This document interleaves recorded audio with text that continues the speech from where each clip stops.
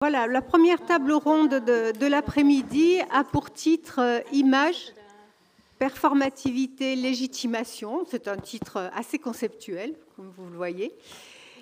Effectivement, on a déjà beaucoup parlé d'images ce matin. Je dirais presque qu'on a essentiellement parlé d'images. Mais on continue avec une toute autre approche, puisque les trois professionnels de musée qui sont là vont vous parler aussi de leurs institutions, et que donc à chaque fois la manière de parler de l'image est différente. Alors moi je ne suis pas professionnelle de musée, je suis chercheur en muséologie. J'étais professeur émérite de l'université d'Avignon. Et donc, c'est peut-être un défaut de mon métier, mais j'ai décidé de commencer peut-être par cadrer. Puis il y avait la demande aussi de Coralie de me dire, pas trop d'images, on cadre aussi de manière différente pour ne pas être dans la même logique que les professionnels. Alors, cette table ronde, images, performativité, légitimation, elle pose trois questions qui ont déjà, je le redis, mais ce n'est pas grave, qui ont déjà été développées ce matin. On continue. Que signifier au sens justement du sens, de la symbolique et de l'imaginaire? Que signifie aujourd'hui exposer une image dans un musée? Quel dispositif pour légitimer certaines images exposées? On en a parlé aussi ce matin, on va en reparler.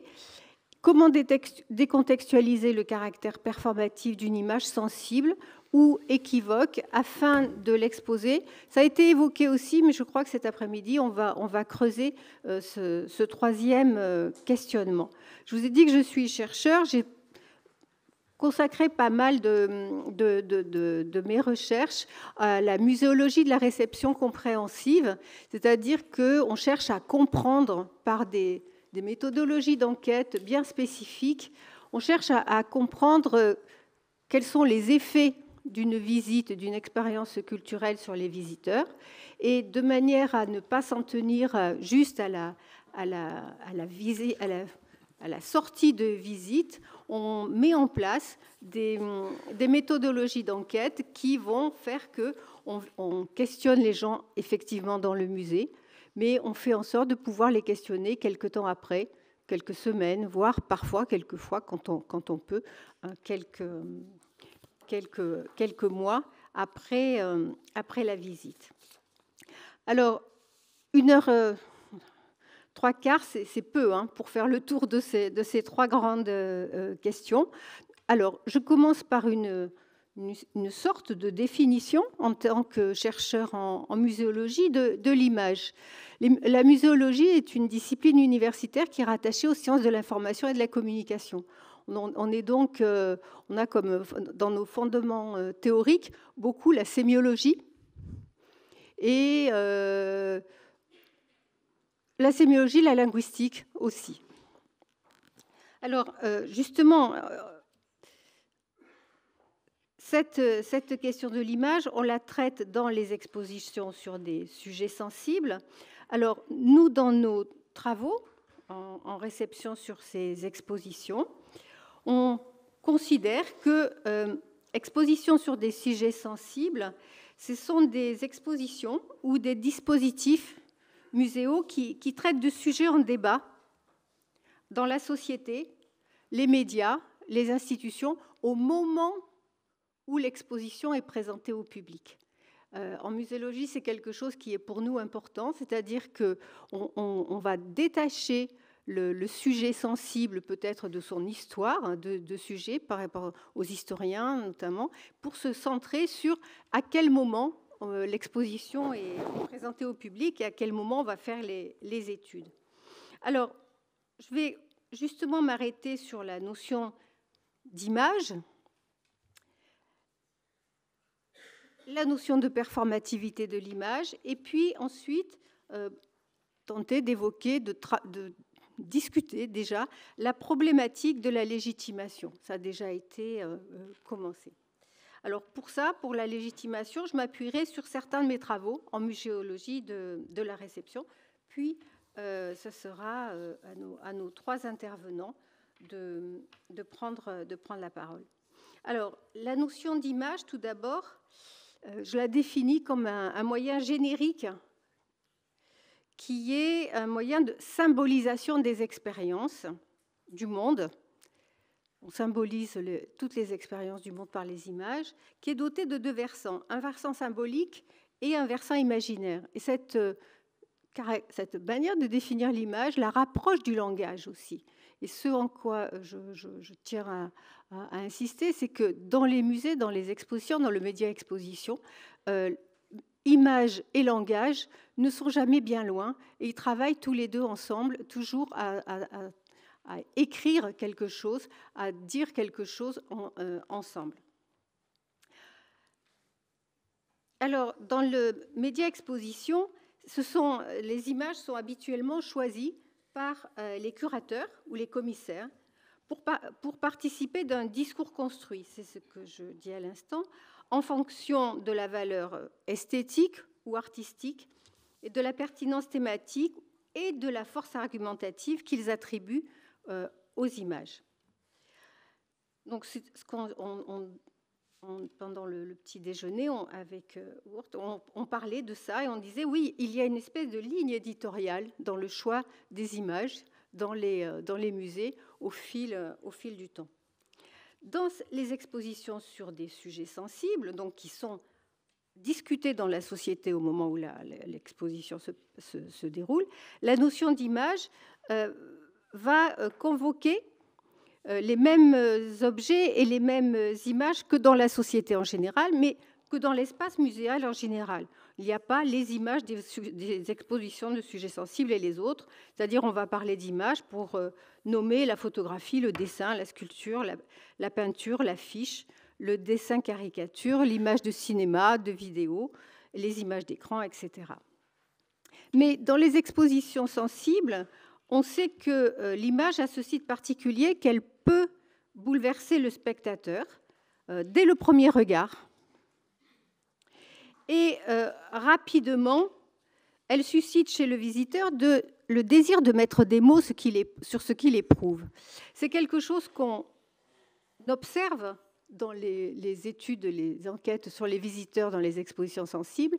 C'est le partage très fréquent entre les visiteurs, quand les gens visitent en groupe, le partage de paroles à propos, ce sont des choses qu'on voit très, très, très simplement, les gens montrent les images, et là, il y a une discussion sur les images sont commentées, au point que certains chercheurs défendent l'hypothèse que dans les expositions sensibles, l'attention portée aux images affaiblit beaucoup l'attention portée au dispositif textuel, voire quand les images sont très fortes, eh bien, le recours au dispositif textuel est très vite effacé, presque gommé. Ce qui évidemment pose la question de la légitimation du choix des images. Voilà pour ce cadrage très générique de qu'est-ce que c'est que l'image pour nous quand on fait nos études dans les expositions sur des sujets sensibles. Alors, la notion de performativité de l'image maintenant, puisque ça fait partie de nos titres dans la table ronde, performativité. En linguistique, le terme de performatif désigne les verbes dont l'énonciation revient à réaliser ce qu'ils expriment, ou les énoncés qui essaient, par la parole, d'imposer un certain comportement. Par exemple, je déclare la séance ouverte, ou bien je vous conseille de parler plus doucement, autrement dit, parler doucement, ou bien je promets de passer demain. Donc ce sont des verbes performatifs, et si on cherche à déplacer cette notion de performativité dans le champ muséal pour l'image, eh bien, on s'aperçoit que la notion de performativité de l'image évoquera même, je crois qu'on peut aller au futur, la puissance d'action communicationnelle de l'image. L'image n'est pas dotée que de sa valeur esthétique historique, etc., elle est dotée d'une puissance d'action communicationnelle. Elle communique des choses aux visiteurs. Selon sa nature, sa mise en valeur et son emplacement, donc on postule que l'image agit sur le visiteur, sur son émotion, sur sa sensibilité et au final sur sa réaction cognitive au discours expographique. Alors, les études de réception démontrent ainsi que dans les expositions sensibles, un simple regard sur une image peut déclencher la mémoire de récits anciens chez celui qui regarde, la mémoire de récits personnels, de récits collectifs, de récits institutionnels très anciens. Elle peut aussi déclencher des souvenirs enfouis. Et en cela, les résultats de ces études sur les images sont intéressants parce qu'ils permettent aussi de connaître mieux tout le millefeuille des réactions des gens qui sont face à ces images. Alors, pourquoi ? Parce que j'en reviens à ma proximité entre l'image et le mot. Les images comme les mots ont besoin d'un contexte culturel partagé, éminemment partagé entre le musée et les visiteurs, entre les visiteurs entre eux, entre les gens des musées entre eux. Les images ont besoin de ce contexte culturel pour arriver jusqu'à nous, pour nous inciter à évoquer d'autres images, parce que le propre de l'image, c'est justement d'évoquer d'autres images qui, à leur tour, vont évoquer d'autres images, et ainsi de suite. Il y a cet effet boule de neige de l'image dans l'exposition sensible qui, lorsqu'on interroge les visiteurs, est tout de suite explicite. Vous avez des personnes qui, au départ, disent « non, je ne vois pas ce que ça représente », et puis il suffit de laisser le temps à la parole de s'installer pour que le déroulement agisse. Alors, c'est donc celui qui reçoit l'image qui, par ce travail d'évocation imaginaire, potentiellement infini, c'est vraiment de l'ordre de l'infini, donne son pouvoir performatif à l'image, plus que l'image n'agit sur lui. Alors, si on suit ce raisonnement de la performativité des images, et notamment de certaines images équivoques, on comprend que leur choix par les curateurs va façonner les représentations sociales et culturelles qui exposent des sujets sensibles. Il y a une espèce de mise en boucle comme ça, où le fait de choisir d'exposer certaines images va faire bouger l'image qu'on a du musée, faire bouger l'image qu'on a des expositions. Et moi, pour travailler sur ce sujet depuis un certain nombre d'années, je vois bien à quel point aujourd'hui, je dirais en 12-15 ans, il y a une espèce d'appétence pour les gens qui vont dans les musées pour ces sujets sensibles.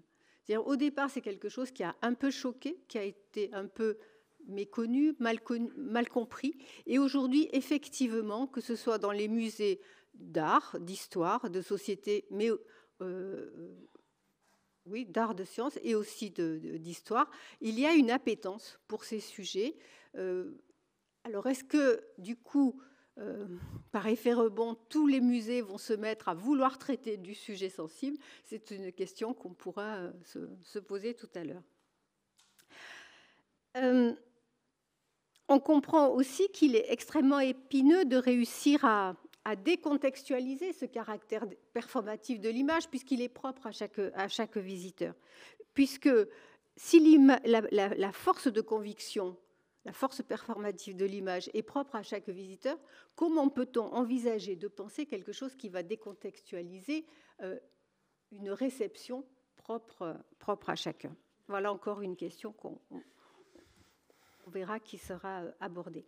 Alors maintenant, la question de la légitimation de l'image, justement. Moi, je ne suis pas professionnelle de musée, mais chercheur en muséologie, je vous l'ai dit. Je vais m'appuyer sur des résultats d'enquête, plutôt en France, pour apporter quelques arguments. Alors voilà, ou plutôt voici ce que disent ces enquêtes. Là, on passe du côté du public, ce que ce matin on a fait de manière un peu allusive. Là, moi, je ne parle que de ça. Tout d'abord, les visiteurs interrogés souhaitent, voire revendiquent, que le musée fasse preuve de vigilance éthique et déontologique. Ces mots, je ne les explique, je ne les invente pas. Ce sont les mots qu'on retrouve dans les analyses de discours des entretiens. La question de l'éthique, de la vigilance éthique et déontologique, c'est-à-dire qu'il y a, par habitus culturel, chez les visiteurs qu'on interroge, qui ne sont pas tous des habitués des musées, l'idée qu'il y aurait une déontologie chez les professionnels et que cette déontologie, elle a une mission éthique essentielle. Notamment, et là on revient sur notre question de l'image, notamment dans le choix des images qui pourraient être vues par les enfants. On a abordé cette question ce matin. C'est quelque chose qui revient quasi systématiquement dans nos études, le distinguo entre les publics enfants et les autres publics. Les enquêtes montrent aussi que les visiteurs approuvent que le musée développe un traitement critique du sujet exposé, critique par rapport aux médias classiques, aux mass-médias et aux réseaux sociaux, c'est-à-dire avoir une posture qui n'est surtout pas celle des médias, qui n'est surtout pas celle des réseaux sociaux, mais qui est une posture critique en s'appuyant sur des recherches scientifiques.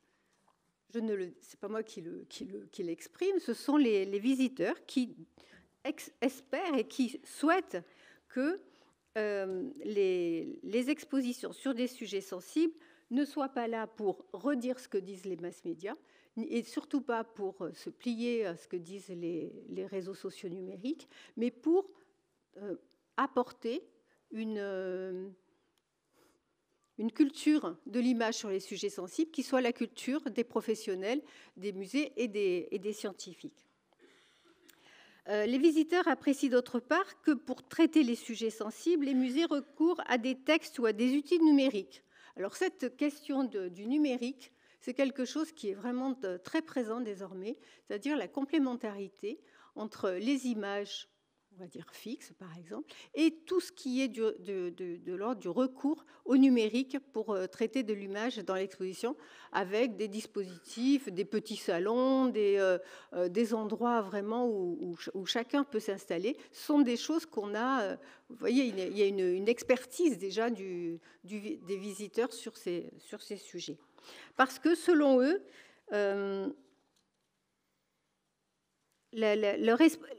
leur curiosité est maintenue. Les visiteurs aussi considèrent qu'il ne faut absolument pas céder la place, que l'image soit prépondérante sur le texte. Ça, je vous laisse, c'est très, très facile à comprendre, puisqu'ils estiment que l'image parle à l'émotion, alors que le texte parle à la raison. Mais enfin, c'est un peu une idée reçue. Enfin, ce résultat qui est essentiel, selon moi, pour saisir combien le choix des images opérées par les équipes de conception marque notablement les expériences de visite. Certaines images exposées sont évoquées dans les entretiens comme étant des déclencheurs de retentissement psychologique, affectif, cognitif profond qui opèrent sur le visiteur longtemps, voire très longtemps après la visite de l'exposition. C'est-à-dire qu'on a des personnes qui nous disent se souvenir. Là, pendant que vous m'interrogez, je me souviens d'une exposition, d'une image qui m'avait marquée, c'était il y a 12 ans. C'est-à-dire que cette force performative de l'image, on nous dit qu'elle agit longtemps, très longtemps, après la visite de l'exposition. Pour moi, c'était un résultat très important. Sur la question de la légitimation, alors par contre, quand on évoque la question de la légitimité, eh bien, c'est très intéressant de s'apercevoir que les visiteurs n'évoquent jamais, jamais, les modalités les plus reconnues par les professionnels, comme la communication par affichage en dehors du musée ou sur Internet, comme les textes et les dispositifs de médiation, comme le travail avec les comités scientifiques, comme le recours à la muséographie participative, le recours aux images des collections patrimoniales, la légitimité du bâtiment, les règlements institutionnels, le recours à la loi, les statuts des personnes qui ont participé à l'exposition, etc., etc. Ce sont des choses qui ne sont jamais évoquées quand on demande aux gens si selon eux, ce qu'ils ont vu, les images qu'ils ont vues étaient choisies de manière légitime. C'est-à-dire qu'il y a on parlait de confiance. Est-ce que c'est de la confiance? Est-ce que c'est de la méconnaissance totale? Je ne sais pas. Mais en tous les cas, ce sont des mots qui ne reviennent jamais dans nos analyses d'entretien. Alors, je crois que ces quelques résultats nous montrent bien à quel point, dans une période, je pense qu'on peut dire d'intolérance ce matin, tout le monde l'a montré, aux images à forte charge émotionnelle ou aux images satiriques, la parole des visiteurs mérite d'être entendue et prise en compte. Alors, je viens de vous dire des choses. Je suis certain que parmi vous, certains vont dire, mais c'est une censure, c'est un risque de censure. Si on se fie aux enquêtes de visiteurs, attention, risque de censure. À voir, on va en parler. Comme ces visiteurs pourraient être envisagés comme une façon de limiter les sujets sensibles en débat au musée, comme ils le sont quotidiennement dans les médias et où les choses se passent tellement vite qu'on n'a pas le temps, la plupart du temps, de réagir. Alors, c'est sur cette question que je termine ce propos introductif. Alors, je vous présente maintenant nos trois intervenants. J'avais noté Bart Ouvry en premier parce que je pensais qu'il devait prendre un train très vite, mais non. Alors, mais ça fait rien. C'est lui qui va ouvrir les interventions. Bart Ouvry est directeur général de l'Africa Museum à Tervuren depuis mai 2023. Alors, je m'en tiens à la biographie un peu institutionnelle que je leur ai demandée. Chacun va revenir sur ce qu'il a envie de nous dire. Il a étudié l'histoire et la communication à l'université de Gand. Il est diplomate belge depuis 1986.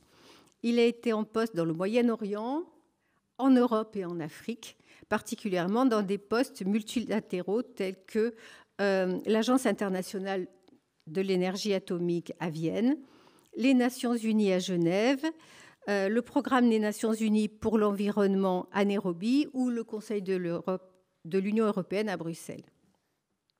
Au ministère des Affaires étrangères, il a entre autres été porte-parole et directeur des droits de l'homme et démocratie. Il a été ambassadeur de Belgique à Nairobi et ensuite ambassadeur de l'Union européenne à Kinshasa, puis à Bamako. Tout au long de sa carrière, il a été passionné par la coopération culturelle et scientifique, ce qui est une des lignes de force de son mandat actuel à Tervuren. Voilà, un CV bien fourni, mais Bart va nous parler aujourd'hui en tant que directeur général de l'Africa Museum à Tervuren, de la question des images. Merci beaucoup. C'est le moment un peu digestif, donc je vais devoir essayer de vous réveiller. On va voir si ça marche. Non, c'est pas bon. C'est pas moi. Non, il faut fermer le mien. Ah, mais là, vous êtes à la... Bon, je vais vous parler, avant de montrer les images, de vous dire que je suis victime de censure quand même, parce qu'on m'a limité à 4 images. J'en ai mis 5. Et normalement, j'en ai recommencé avec un 6e, c'est le bâtiment du musée. Ce bâtiment du musée qui a été construit par un architecte français, parce qu'il fallait de la grandeur. Et le maître d'œuvre, celui qui a voulu ce musée, c'était Léopold II. Le roi Léopold II, deuxième roi de cette jeune nation, de ce jeune pays, la Belgique. C'est vraiment l'œuvre de Léopold II. C'est important. C'est un héritage. C'est à la fois, en anglais on dirait a burden, c'est vraiment quelque chose qu'on a sur les épaules. C'est pour moi aussi peut-être une des richesses de notre maison. Pour rappel quand même, Léopold II était celui qui a voulu que la Belgique ait une colonie. S'il a obtenu le Congo, il a fait clairement contre la volonté du gouvernement belge, avec l'appui peut-être de certains cercles industriels, et certainement, c'est encore plus sûr, la population belge ne voyait pas d'un bon œil cette œuvre coloniale. Les Belges disaient, ça va nous coûter cher, parce que la Belgique, c'est une nation industrielle, commerçante. L'idée de la grandeur d'une nation, ce n'est pas très belge. Ce n'était pas très belge, et même aujourd'hui, on pourrait dire ce n'est pas très belge. Et donc, Léopold II s'est rendu compte que son œuvre coloniale était impopulaire avec la population. Et il a voulu créer un musée qui devait faire la propagande de l'œuvre coloniale du roi.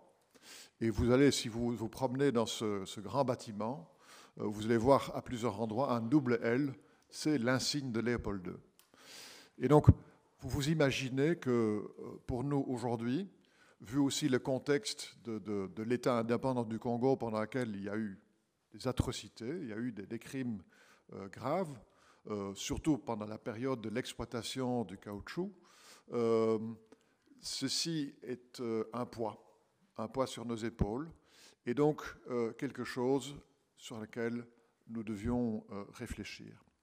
Il y a 10 ans, un peu plus de 10 ans, l'institution a fermé et on a fait une rénovation non seulement du bâtiment, mais avant tout de la manière de nous voir nous-mêmes. Et la devise du musée, c'est tout passe sauf le passé. Donc nous reconnaissons notre passé. Je vais vous parler en 4 images de 2 erreurs et de 2 succès. Pendant la rénovation, on a décidé que certaines statues, certains éléments dans le bâtiment n'avaient plus la légitimité. Et la statue qui est le plus connue, ceux qui connaissent leur classique, qui connaissent Tintin au Congo, vont peut-être reconnaître l'homme léopard. L'homme léopard fait partie de ces statues que nous considérons comme des statues stéréotypées, des statues qui véhiculent une image de l'homme africain qui le renvoie à des images et à un état de primitivité, soi-disant, qui n'a pas lieu d'être. Et par exemple, l'homme léopard est quelque chose, oui, qui correspond à une certaine réalité. Il y avait au Congo et dans d'autres pays africains les fraternités des agnotos qui portaient des masques léopards et qui, quelque part, transmettaient tous les pouvoirs de cet animal en leur personne et dans leur fraternité. Mais nous avons dans le musée plusieurs de ces masques. Sur aucun de ces masques, nous avons trouvé la moindre trace de sang humain. Et donc l'idée que des gens cagoulés comme ça auraient commis des meurtres semble ne pas être une réalité. Il est vrai qu'il y a eu des procès où des membres de fraternité des agnotos avaient commis des meurtres.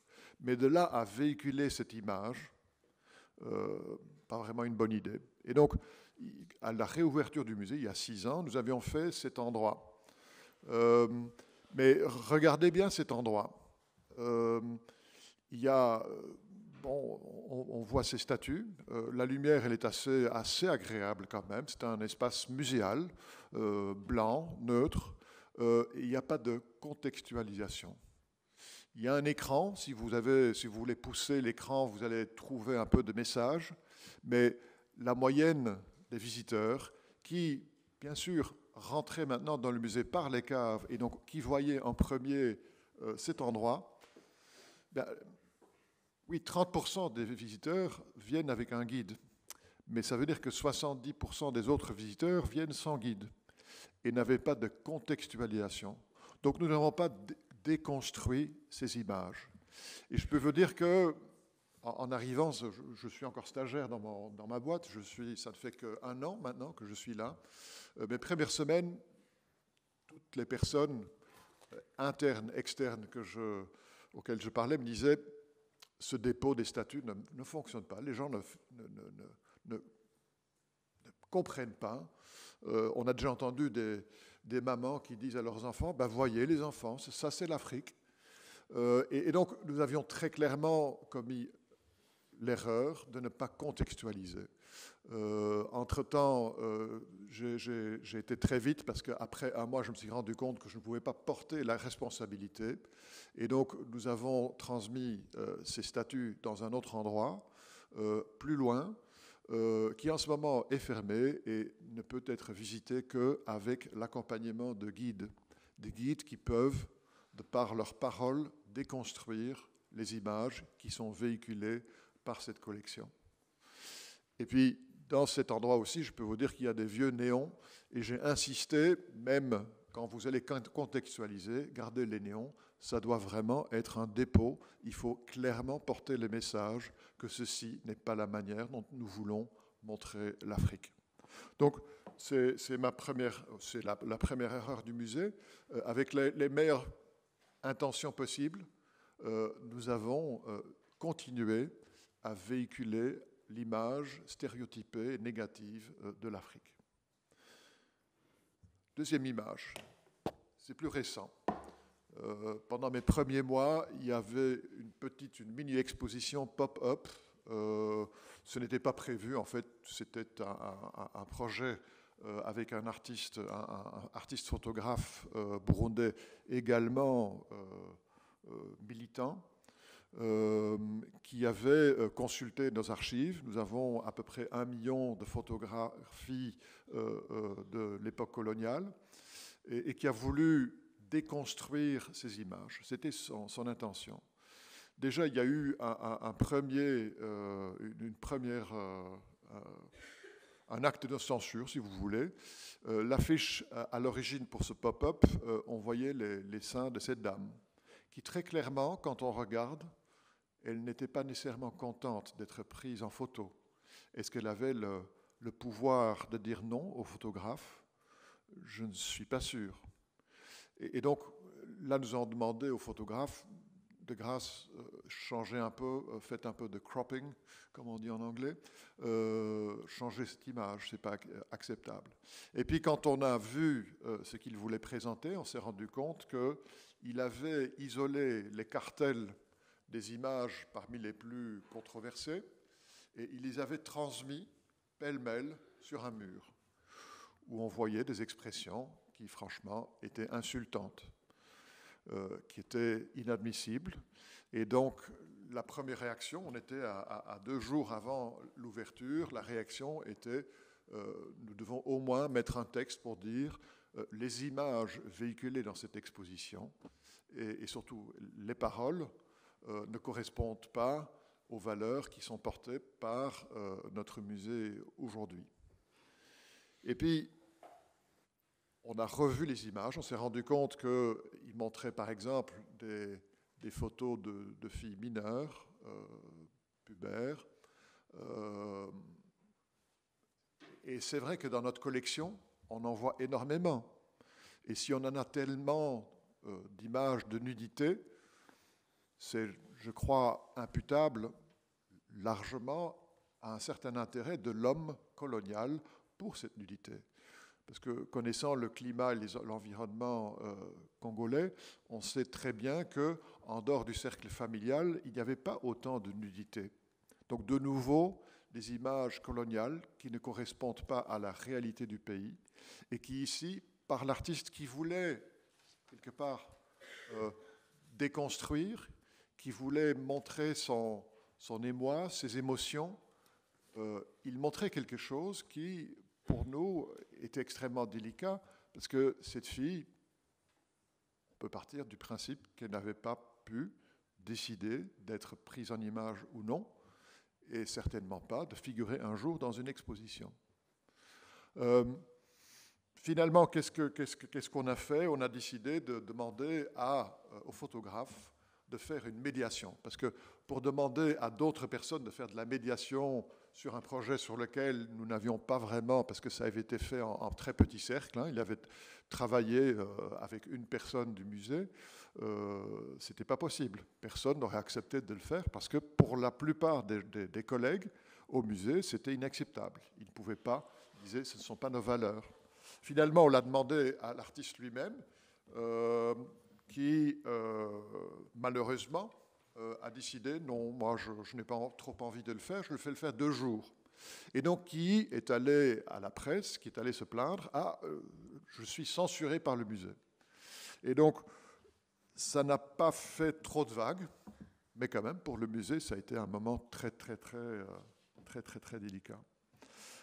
J'en déduis une conclusion, et c'est différent. Ceci, je crois que ce matin, on a beaucoup parlé de la responsabilité du public, de la responsabilité des artistes, mais ici, en tant que musée d'anthropologie, d'histoire, nous avons un rôle, nous construisons le récit, et je crois qu'il nous faut une certaine éthique. Et nous allons publier dans les jours à venir un code éthique.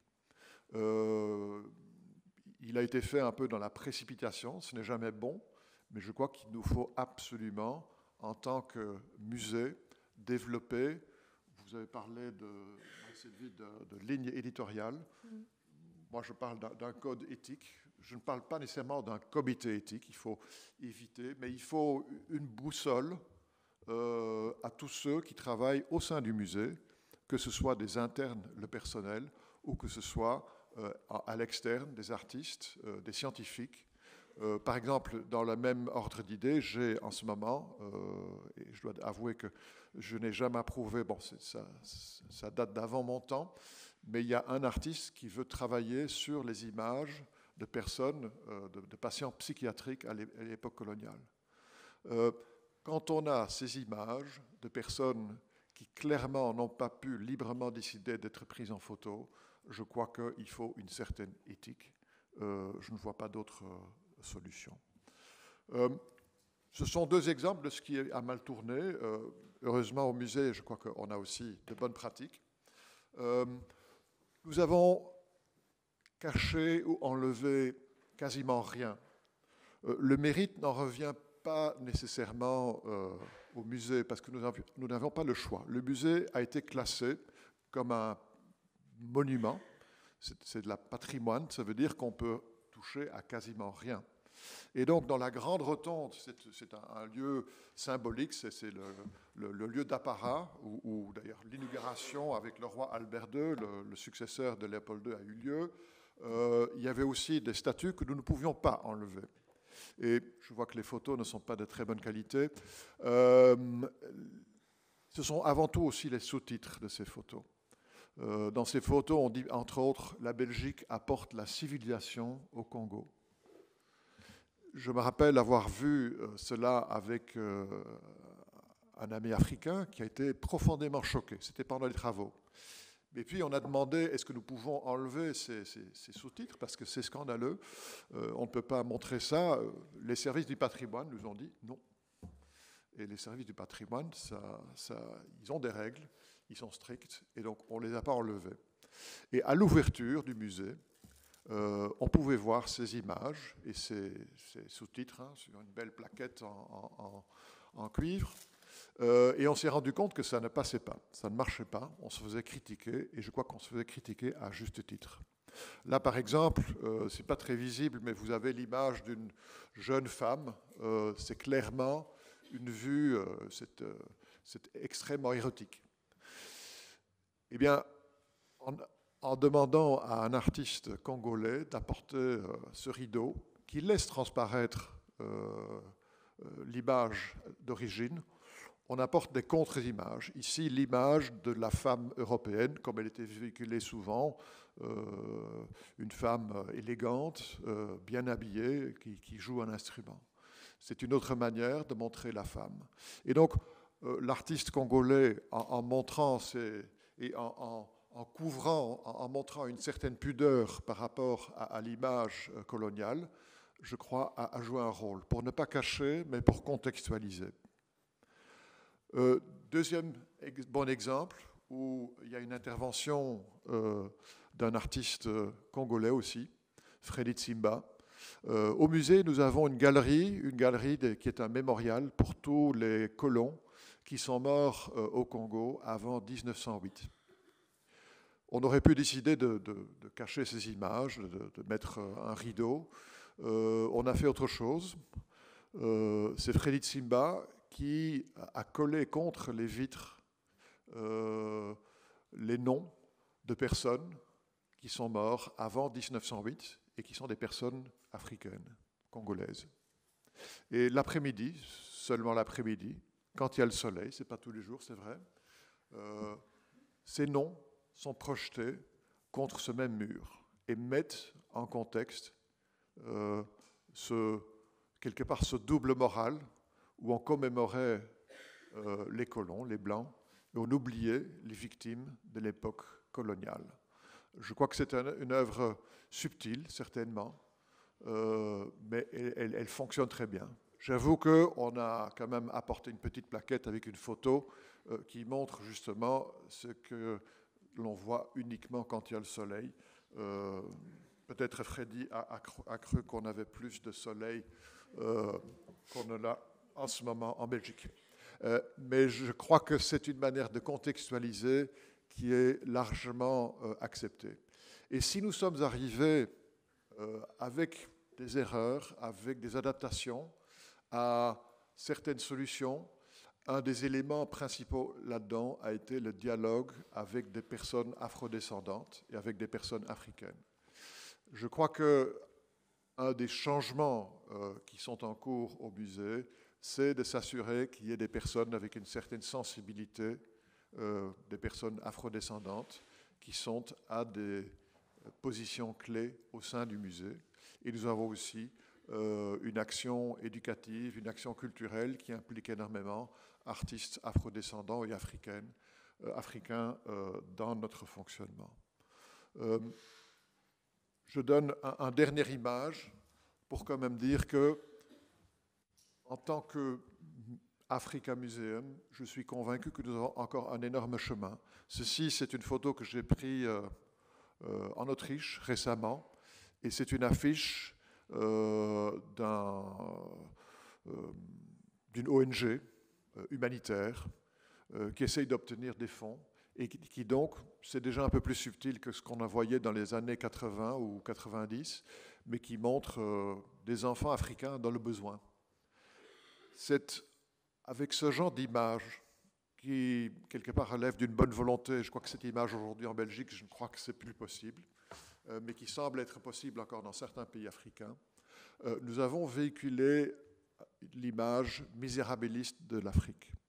Et je suis convaincu que là où, en tant que musée, et je crois que nous sommes en bonne voie, nous déconstruisons les images stéréotypées, nous avons aussi un rôle pour apporter l'autre image de l'Afrique. Moi, je tiendrais beaucoup à ce qu'on montre, par exemple, les sapeurs. Je ne sais pas si vous connaissez la SAP, c'est un groupement culturel et de Congolais qui s'habillent très bien, qui s'habillent d'une manière élégante, qui développent aussi, qui sont dans un processus de développer le mode. Il faut montrer aussi cela.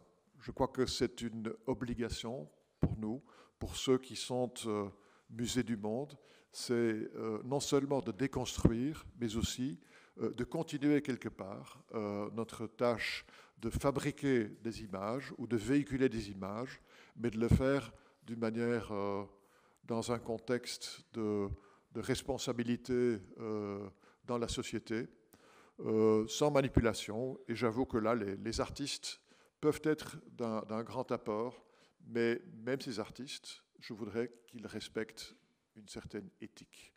Donc là, je suis peut-être pas en désaccord, mais dans le cadre de notre endroit, et je crois que vous avez parlé ce matin du bâtiment qui est important, le lieu de mémoire, c'est important. Et bien, ça joue particulièrement pour nous, mais je crois qu'on n'est pas les seuls. Merci beaucoup. Merci infiniment.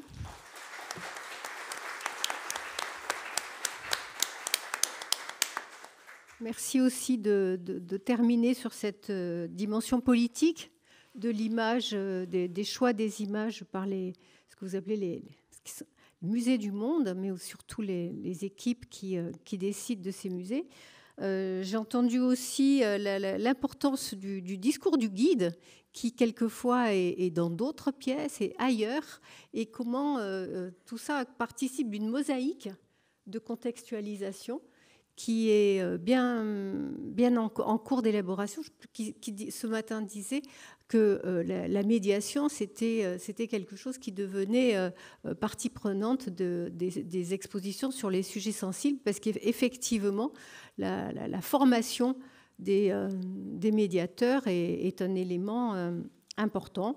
J'ai entendu aussi la place des cartels. C'est vrai que quand on met des cartels très loin d'une image, ils ne sont pas lus. Et donc, c'est la force symbolique de l'image par rapport aux représentations, aux stéréotypes qu'on avait, qui va l'emporter sur l'interprétation qui est proposée par le musée. Je vais passer la parole à Nathalie Bondil. Merci. C'est très heureuse aussi que vous soyez là. Alors, Nathalie Bondil est directrice du musée, actuellement directrice du musée et des expositions de l'Institut du monde arabe à Paris. Elle se présente comme muséologue et historienne de l'art. Elle a rejoint en 2021 l'Institut du monde arabe. Elle est responsable de la refonte du nouveau musée de Lima, initié par son président Jack Lang, où sa collection d'art moderne et contemporain s'est enrichie de la donation majeure Claude Eifer-France Le Mans. Elle se présente comme franco-canadienne. Elle a dirigé le Musée des Beaux-Arts de Montréal de 2007 à 2020, où elle a mené plusieurs chantiers d'expansion et des expositions interculturelles et interdisciplinaires.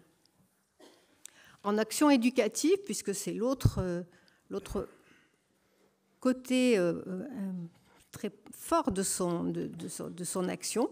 En action éducative et recherche en santé, son engagement est reconnu pour un musée plus inclusif avec le pavillon pour la paix et la plateforme Educart, qui est active depuis 2016.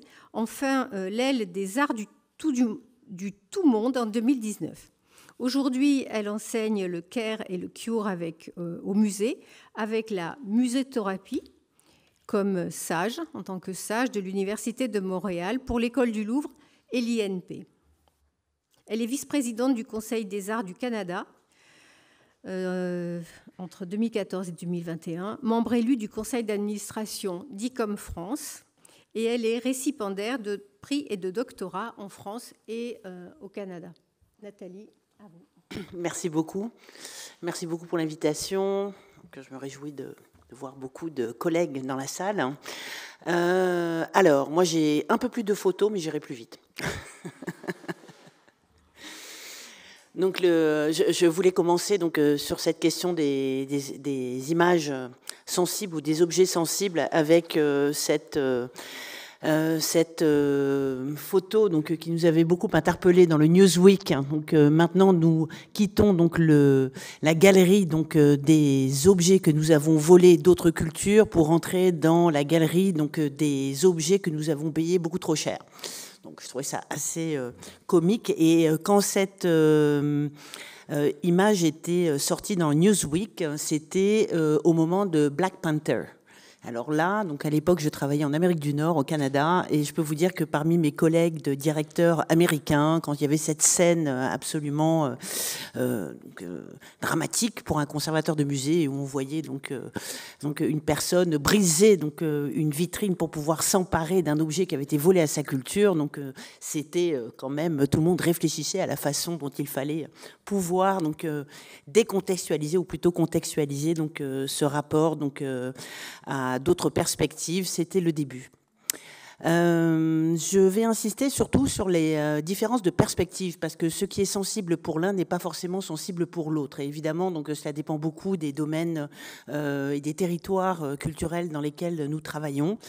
C'est un exemple assez simple que je vous présente ici, puisqu'il s'agit d'une exposition donc, avec son affiche donc telle qu'elle était présentée donc à Paris, Picasso primitif. Donc c'est un projet présenté au musée du Quai Branly, et donc l'exposition et la transformation, je dirais même, de cette affiche et du contenu par ailleurs, donc au musée des Beaux-Arts de Montréal où je travaillais alors. Donc vous voyez bien que d'un côté donc il y avait d'une part donc le terme donc Picasso primitif, hein, donc qui renvoie donc à une vision très infantilisante et très désuète de notre considération de ces cultures d'Afrique. Et puis évidemment on a cette vision du maître Picasso messianique inspiré par l'art, la muse donc au-dessus de lui. Donc c'était une vision qui déjà à l'époque en 2017 ne pouvait absolument pas fonctionner au musée des Beaux-Arts de Montréal,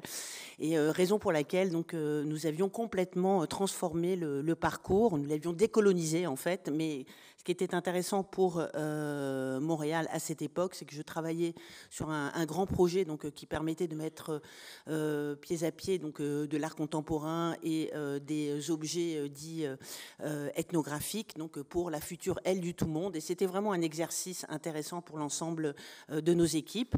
Et ce que vous voyez là, donc c'est immédiatement l'introduction de l'art contemporain pour justement donc amener donc ce contrepoint d'appropriation en réappropriation, notamment ici avec Zanele Muoli, donc qui est cette extraordinaire photographe sud-africaine.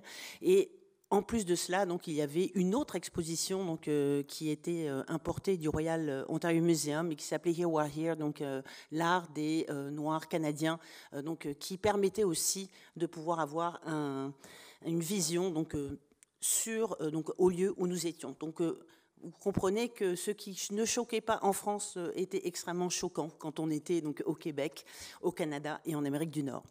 Même chose, donc même plus tôt, puisque là il s'agit de 2014, je ne vois pas très bien, avec donc Merveille et Mirage de l'orientalisme. Donc c'est un projet que nous avions fait à partir de Benjamin Constant. Il se trouve que, bon, par les hasards de l'histoire de l'art et des donations, donc le Musée des Beaux-Arts de Montréal avait une collection importante de cet artiste orientaliste donc dans ses collections. Et forcément, donc, ayant travaillé dans le cadre de FRAME, c'est-à-dire le French and American Exchange, pour faire ce projet avec le musée de Toulouse, donc il y avait donc deux façons de pouvoir envisager le sujet. Donc quand nous étions donc en 2014 à Toulouse, donc il y avait une vision qui était plus classique. Évidemment, donc de mon côté, il n'était absolument pas possible de pouvoir présenter donc l'orientalisme sans qu'il soit, on dirait maintenant, décolonisé, sans qu'il soit désorientalisé, donc, et parce que donc les cultures et les référents culturels et les référents historiographiques donc relèvent d'un côté de Linda Nochlin, de l'autre côté Edward Said, donc absolument impossible de pouvoir amener donc cette question sans la contextualiser. Du coup, donc il y avait eu déjà pour moi donc la première rencontre avec des artistes du monde arabe et notamment du monde marocain donc qui permettait de pouvoir réajuster donc la lorgnette et de pouvoir amener un regard contextualisé. Ici donc Monia Bouziane donc qui réétudie, qui réévalue donc les stéréotypes iconographiques donc coloniaux. Un exemple donc, qui a été très intéressant puisqu'il s'agit de l'exposition de Jean-Paul Gaultier que nous avions fait tourner depuis 2011, qui s'appelait La planète motte de Jean-Paul Gaultier. C'est un projet qui est allé donc, partout, qui a été vraiment dans 13 étapes, qui a eu un succès phénoménal depuis son ouverture à Montréal en 2011. Et donc dans cette exposition, il y avait une robe de mariée, donc qui avec une coiffe que vous voyez là, et donc qui a toujours été montrée dans les différentes étapes, que ce soit à Melbourne, à San Francisco, à Dallas, etc. Aucun problème pendant des années et des années, aucun problème, pas un rien. Donc c'est aussi parce que donc les temps changent. Hein, c'est l'impermanence de nos regards face donc à la permanence des objets. Et arrive 2017. 2017, donc c'est la fin de cette tournée donc dû à cette exposition.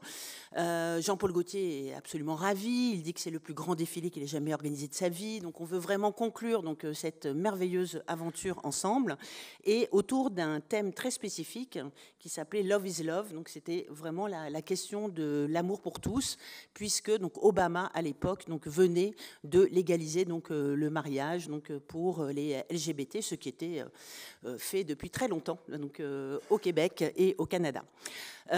Donc on fait une petite exposition en 2017 qui vraiment a une portée très militante pour la cause LGBT.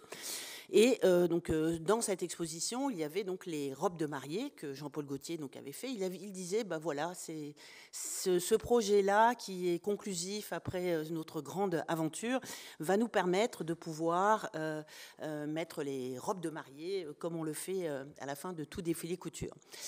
Sauf que les temps avaient changé parce qu'en 2017, évidemment, donc on était au 150e anniversaire du Canada, ce qui ne plaît pas beaucoup aux Premières Nations, vous pouvez l'imaginer.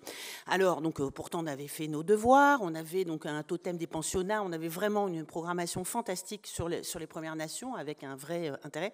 Mais donc voilà, il y avait cette coiffe donc qui était dans l'exposition. Évidemment, arrive ce qui arrive, donc évidemment aussi, je dois le dire, par le côté anglophone, hein, donc, qui était beaucoup plus sensible à ces questions. Encore une fois, donc, la vision culturelle, qui était un petit peu moins à l'époque du côté francophone.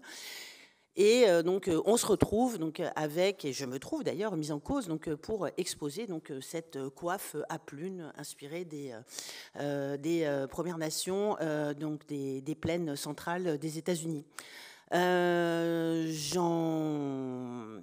Évidemment, on demande à retirer donc l'œuvre, donc via les médias sociaux, les journaux, Globe and Mail, etc.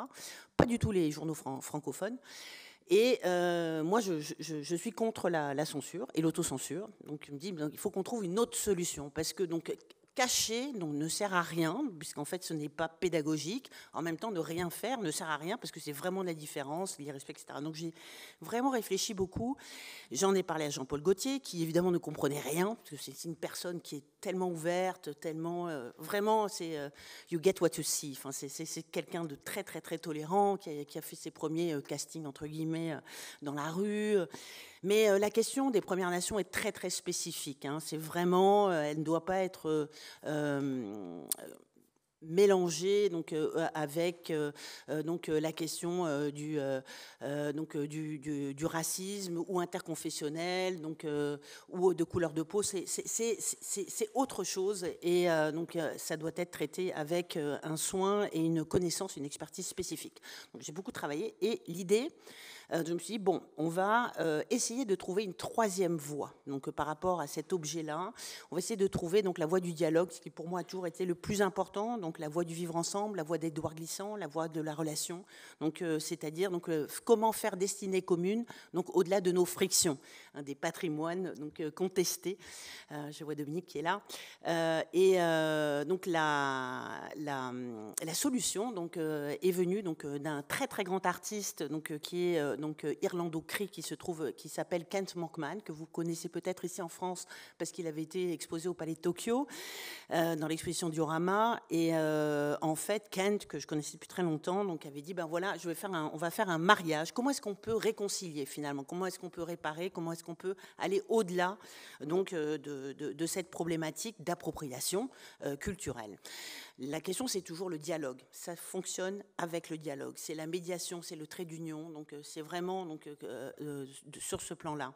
Et Kent avait fait donc, une installation qui était un tipi de cristal. Et il a inventé une performance, que vous pouvez voir sur YouTube d'ailleurs, qui est très drôle, donc, dans laquelle donc, Kent donc, se marie avec Jean-Paul Gaultier, avec évidemment un faux prêtre qui est là. Et donc, évidemment, donc, Jean-Paul, dans le discours qui a été écrit par Kent et son équipe, donc voilà, s'excuse et surtout s'engage donc parce que au-delà de ce passé, donc il y a surtout cet avenir qui réunit ici ces deux artistes qui étaient extrêmement engagés sur la cause LGBT. D'un côté donc Kent Monkman parce que donc il porte donc le flambeau de la bispiritualité donc des First Nations, et puis évidemment donc Jean-Paul Gaultier donc par son art. Donc il y avait vraiment il y a eu au-delà de ce passé, il y a eu donc réconciliation, si je puis dire. Et en fait, ça a extrêmement bien marché. Ça a fait l'objet d'une performance qui elle-même a été l'objet donc d'un film de photographie qui a été exposé à l'ambassade du Canada. Donc vous voyez, donc ça a été une résolution donc qui a été très positive. Donc la question, c'est vraiment la temporalité, le relativisme. Voilà. Donc dans notre monde de plus en plus multipolaire, on le voit. Donc on a donc ces perspectives donc qui viennent de part et d'autre sur la planète. C'est absolument fantastique. Si vous allez à la Biennale de Venise, vous allez voir. Enfin, on respire à plein poumon, on respire à l'échelle du globe. Et on est dans cette circulation des mondes, pour reprendre les mots de Bembe. Et là, j'aimais beaucoup ce dispositif qui a été inventé donc, au MUSEM pour l'exposition Une autre histoire du monde, et qui permet donc aux visiteurs de se placer dans une vitrine. Donc, si vous voulez, donc, on a des objets donc, qui sont confrontés à différents récits, donc, puisqu'en fait, on est face à un récit multipolaire. Et donc dans cette exposition qui a été faite par Pierre Singaravellu, par Camille Faucourt et d'autres, donc il y a eu donc ce dispositif que je trouvais très intéressant, donc justement pour pouvoir changer de perspective et de point de vue. La question de l'image et de l'image sensible, c'est évidemment donc des objets que l'on va qui sont donc totalement contestés. Donc au Musée des Beaux-Arts de Montréal toujours, donc il y avait une tête donc maori, donc qui était là, donc un toimoko que nous avions rendu par restitution, et évidemment donc à la Nouvelle-Zélande et à leur peuple. Mais comment aussi ne pas censurer ce qu'on a pu à une époque collectionner. Et dans l'effort donc, et pour pouvoir montrer donc, ces objets qui, un temps, ont pu être considérés comme des objets de collection, alors qu'en fait, c'était des artefacts humains qui devaient donc, retourner donc, sur la terre de leurs ancêtres pour être inhumés donc, de manière appropriée. Donc, en fait, moi, j'avais souhaité qu'on puisse faire l'acquisition de grandes photographies qui étaient faites par une artiste des Premières Nations autochtones de Nouvelle-Zélande, donc ici, donc, Fiona Pardington, et qui travaille justement à partir donc, de ces sculptures de ces moulages sur le vif qui avaient été d'ailleurs collectionnés et qui sont toujours au musée de l'Homme. Donc c'est aussi, je crois qu'il est important de ne pas cacher, de ne pas mettre sous le tapis, mais vraiment de raconter donc, l'histoire de la collection sur le temps long, parce que nous n'avons que la temporalité de ce que nous sommes comme conservateurs. C'est ce que j'appelle donc l'impermanence de nos regards sur nos collections permanentes. Et d'ailleurs, je vous conseillerais d'aller voir le Veltos Museum qui a fait un travail remarquable de ce point de vue-là. Une autre image sensible, avec un dispositif dans ce cas-là, donc scénographique pour pouvoir la présenter. Il s'agit donc d'une œuvre de Otto Dix. C'était une exposition donc en 2010-2011 que nous avions présentée au Musée des Beaux-Arts de Montréal. Et en fait, donc Otto Dix, que vous savez, donc ce grand peintre de la Neues Aschigkeit, avait donc fait donc après la guerre, par ailleurs, donc des portraits inspirés de photographies qui donc montraient donc ces gueules cassées.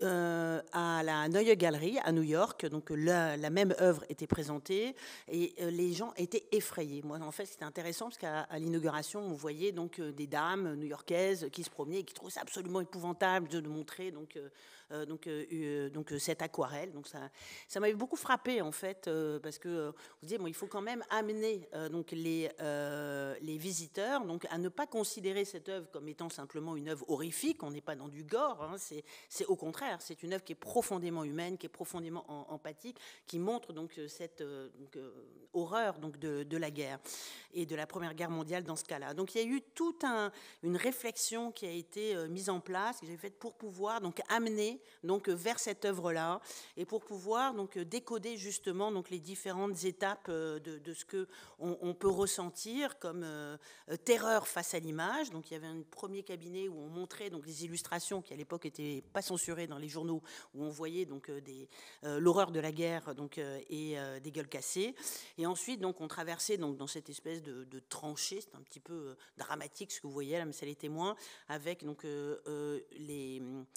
dessins que Autodix avait fait donc, pendant donc, le temps de la guerre sur le front, qui sont d'ailleurs des dessins très abstraits, et on arrive donc à la fin quand il fait donc cette série absolument donc bouleversante, donc avec ce dessin. Et en fait, ça a été il y avait toute une prise en charge donc du visiteur donc pour pouvoir l'amener donc afin de voir donc cette œuvre et de la considérer avec toute l'émotion et l'empathie donc qu'elle mérite. Intéressant aussi, donc là je pense à mes collègues du musée mémorial, donc pour le terrorisme, donc c'est la question de l'image sensible. Donc évidemment, on est donc en 2015, toujours à Montréal, après donc les attentats donc sur Charlie Hebdo. Donc c'est une immense émotion au Québec, hein, vraiment donc en plein mois de janvier. Donc il y avait une foule, donc le crayon à la main, donc pour pouvoir donc soutenir donc ce drame collectif, même si nous étions à des milliers de kilomètres. Et immédiatement donc est venue aussi donc la réflexion sur comment est-ce que l'on peut aussi donc apporter notre soutien et aussi faire œuvre de pédagogie donc par rapport à ce qui se passe. Par rapport donc à l'image, et ça c'est très très intéressant. Donc nous étions au Québec, il y avait tous ces dessins donc qui étaient sur Tumblr. Moi ça m'avait beaucoup frappé, ma fille était ado à l'époque, elle regardait donc tous ces caricatures et en fait on voyait ce débordement, ce déversement donc d'images et d'émotions autour du globe. Et donc, qu'est-ce que l'on pouvait présenter, puisqu'en fait, l'idée, moi, je voulais vraiment qu'on ait cette immense affiche et 12 000 posters qui ont été distribués partout dans les écoles en anglais et en français, avec un accompagnement, de la médiation et des équipes éducatives du musée. Ce qui est intéressant, c'est que ce qui était possible au Québec n'était pas possible en Alberta. Donc au Québec, donc nous pouvions, il y avait une liberté d'expression suivant la loi, parce qu'évidemment on pouvait donc, on était, je suis Charlie. Mais quand vous étiez donc à l'ouest du Canada, donc eh bien montrer une image du prophète ou certaines des caricatures étaient interdites, c'était blasphématoire. Donc vous voyez, on est dans un pays, mais un pays, une fédération où d'une province donc au pays, on n'a pas la même vision, il n'y a pas la même légalité hein, donc sur donc cette question-là. Alors comment donc pouvoir, et c'est toujours la même chose, comment pouvoir donc trouver un message qui puisse réunir donc tout le monde autour de ce drame, de cet attentat, et donc est arrivé. Alors bon, c'était le poème de Paul Éluard que j'avais en tête, c'est liberté, je dessine ton nom, liberté, j'écris ton nom. Donc et c'était la question du crayon. J'ai dit voilà, on va donc le but c'est de pouvoir rassembler autour de ce drame et non pas de diviser, parce que j'étais dans un monde où on pouvait dire je suis Charlie ou je suis contre Charlie. Et comment est-ce qu'on fait pour dépasser ça? Parce que de toute façon, on ne tue pas pour un dessin. Point. Je veux dire, pour moi, je dis voilà, c'est impossible, c'est inenvisageable, c'est absolument intolérable. Et donc tout s'est fait autour du crayon. Donc, et on a vraiment choisi donc d'avoir donc des dessins donc autour de ce symbole et donc avec ces affiches donc ces posters que nous avons distribués. Je vous dis, on avait 12 000 exemplaires donc en l'espace d'une semaine dans toutes les écoles, etc., etc. Donc c'est toujours cette façon de se dire mais pour qui l'image est sensible, comment est-elle sensible, si elle est sensible pour moi, elle l'est peut-être donc différemment pour d'autres, si elle a été sensible, si elle n'a été pas si sensible il y a quelques années, elle peut le devenir. Donc il y a vraiment un travail d'actualisation et comme toujours dans ce cas-là, donc plusieurs cerveaux donc nous rendent plus intelligents, mais surtout plusieurs yeux nous rendent beaucoup plus pertinents. Merci.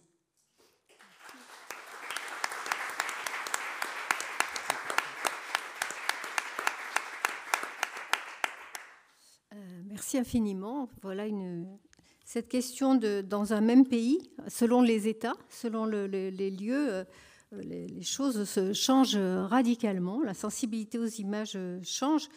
Cette phrase aussi que vous avez dit, cacher ne sert à rien, je trouve que c'est très important parce qu'elle ouvre beaucoup de possibilités et d'inventivité. Si on ne cache pas, qu'est-ce qu'on fait ? Et là, je trouve que c'est quelque chose qui... D'ailleurs, très souvent, quand on parle de cancel culture, je dis, moi, je préfère la context culture. D'accord. Merci. Alors, on va, je suppose, revenir sur tout ça tout à l'heure. Alors, je passe maintenant la parole à Urtevert, qui est historienne des armées et folkloriste. Elle est universitaire aussi. Dans ses travaux académiques, elle s'est particulièrement intéressée à la symbolique des objets et à la culture militaire. Dans sa thèse de doctorat, qui est la Bride de fer, elle a examiné l'histoire symbolique de l'arme militaire au début de l'époque moderne jusqu'en 1945, ainsi que le développement technique des armes à feu. On change donc de registre. Après avoir occupé des postes au musée historique allemand et au musée d'histoire militaire de l'aérodrome de Berlin-Gatow, elle est depuis 2017 directrice des musées historiques de la Stadel Spandau à Berlin. Ses thèmes principaux incluent l'histoire des forteresses et la culture de la mémoire problématique, les sujets sensibles. En particulier, la question des monuments non désirés et renversés, on pourrait dire nous déboulonnés, ainsi que l'art toxique dans les espaces publics. C'est devenu le centre de ses activités de sensibilisation au musée, ainsi que le centre de ses travaux de recherche universitaire. Voici donc l'intervention de Urtevert. Merci. So yeah, I have to apologize. I have to talk in English because my French is not even funny. So I will try in English. That is funny, but you will understand me. So yes, Lenin's Head and Hitler's Horses. I just took this title because I wanted to be interesting. We have 120 statues or monuments inside our museum at the fortress of the Citadel in Berlin-Spandau. And I begin here with our two main topics, of course. We have this museum because we wanted to show the history of Germany and its political system breaks through the 20th century by those monuments inside a huge building from the 16th century. And yeah, at first you can see Lenin's head. It is very famous, of course, and especially it's international. So not just the people from the former GDR remember who Lenin was and where the statue was, but many more people know about this. And the second one, the head of Lenin's, is from 1970, and it was one of the first objects inside the museum. There were some political struggles too to get it inside the museum, just like it was a political struggle to tear it down. But it was already there when our museum opened in 2016. But the horse, you can see, it is one of two, the so-called striding horses by Josef Thorak. He was one of the favorite builders of Adolf Hitler. He was on the so-called list of Gottbegnadeten, whatever that is in English, gifted by God. And these horses stood on the garden side of the new Reichs chancellery. And Hitler could look at them from his bureau. And in 2021, our Minister of Culture came to our little museum in our little town of Berlin-Spandau and said, "You have space, you will take those Hitler's horses." I was not really amused, but now I think we made the best of it. It's not a monument, it's art and architecture, but still now I think it's a remembrance culture that's a little bit difficult. And so you can see for a museum like this, you need space, and you need a political will to show problematic history and to preserve problematic history, but also don't let it dominate the public space anymore. And so our museum sometimes is the perfect solution for especially politicians who want to calm the people down who are protesting against special monuments in the public space, and the people who are trying to protect their history or their remembrance of history.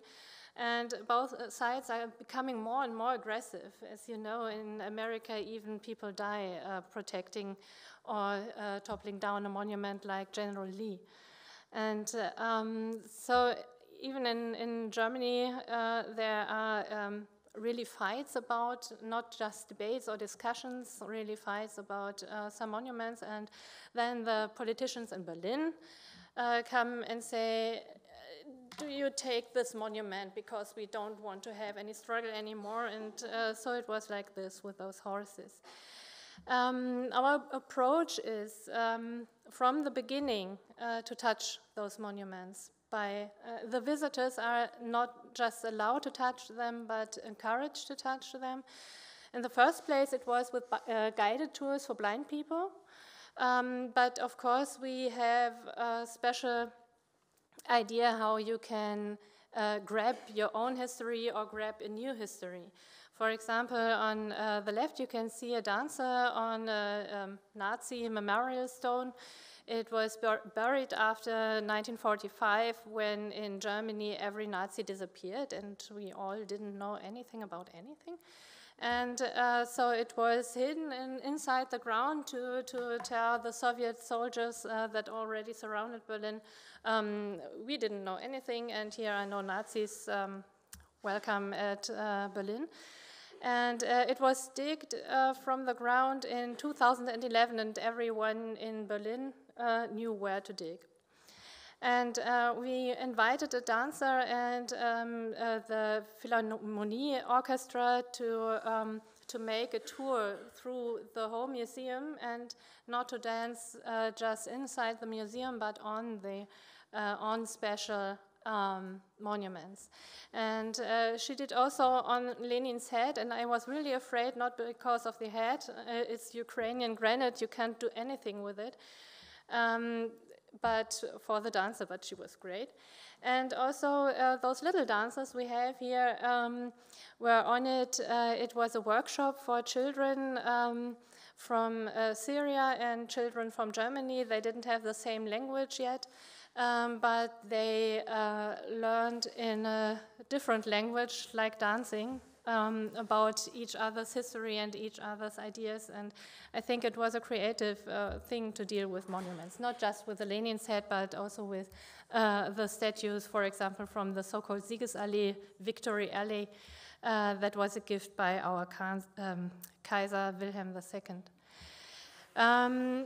But I don't want just to lecture you about our museum. You're really, really welcome and really invited to come to Berlin and see it and touch it for yourself, but also to ask questions. Because, not just because of space, but because for several really so-called toxic or problematic objects, I have a new museum on the Citadel. It's kind of a showroom of our depot, where we have several monuments. For example, the second horse, because I didn't want to have just horses inside the room where in the first museum we deal with Nazi monuments, and enough space for people in a wheelchair, for example, but also to try something new, because in that museum I already have shown you some pictures of. Everything is ready, and the designers made some decisions, like we just have media stations. You can go through the whole museum and learn nothing but the titles and the names of the artists. But you can also go through the museum and look everywhere at the media stations, or you have an audio guide or whatever, or guided tours. Guided tours are, of course, the main thing we have to contextualize it. But that wasn't my decision. I just took that museum over. And now I have the chance to do something else in another museum where we have more problematic objects, and my experiment is and will be this year for the first time to have new curators every year and to have a new exhibition with the same objects, and so new perspectives. And in this year, this will be an artist from Ghana, and she will deal with the object on the right. I have to tell a little bit about the history. This was a statue made in the 1920s by an artist not very famous, but he lived in Berlin and he had his workshop in Berlin, and he was well known by his neighbors. And he made art in an expressionistic way. But also he was one of the first Nazis. He was in the party in 1932, before the takeover. And but the Nazis didn't like him because he was still doing his art in this way. They didn't like it. It was not their kind of art. And so in 1945, he could tell the Soviet soldiers who imprisoned him, I was a victim by the Nazis too. That wasn't true, but he wasn't famous during that time. And so the Soviet culture officers said, well, yes, of course you can work for us too. And so he worked for a Stalinistic monument inside of Berlin. And yes, and he lived still in West Berlin, but worked for East Berlin. And yeah, it's a very, very special German biography, I think. And so, but there comes more. This statue was made, perhaps, we don't really know, during the 1920s, maybe for the zoo. He had some work to do for the zoo with his statues. And he made this statue and another statue called the faun. And the neighbors of that artist, when he died, saved those statues and put it over there in public space to remember that artist. And those neighbors also made, in the year of 2000, a special decision to have a sign on it. And the one statue got the sign faun, and this statue got the sign with the N-word. And I'm speaking from the year of 2000. And I still don't know. I really want to do my research about it. How did they decide that? It was already forbidden in Germany to call somebody like that. And so they had this sign, and 19 years later, the politicians decided to remove that statue, especially because of that sign. But also because some people said it's racist and we don't want to have this African woman shown like that. And there was a discussion about it, what to do with it, and they called me, would you take it to your museum? And I said, yes, I would, but I don't know how to show it. I want to ask people who are involved in it how to show it. So I asked the Initiative for Black People in Germany to help me to decide about where to have it. And they said to me, don't put it inside the big museum where you can just go and have no context if you don't want to. Please have it inside a room where just guided tours are allowed. And so I did decide that. But then, just before, some weeks before the transport to my museum, it was beheaded. It was in 2020, and it was during the toppling of monuments after George Floyd was killed, but we don't know who did it because there is some blue color on it, and this blue color is connected to our right-wing party, AfD.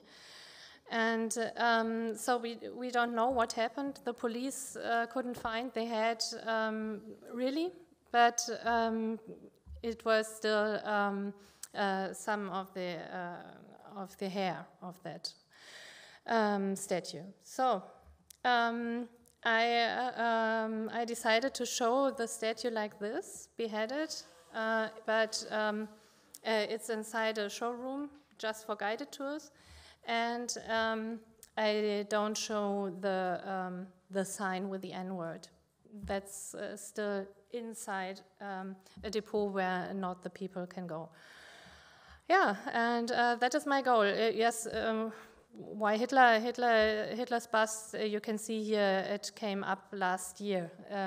So we have to deal in Germany with coming up Hitler bust or bombs all the time. Whenever there's a construction hole in Berlin, you have this. And well, I decided to show it like I found it. Yeah, and I think I'm ready now. And yes, I hope I had just my 5 minutes. Thank you.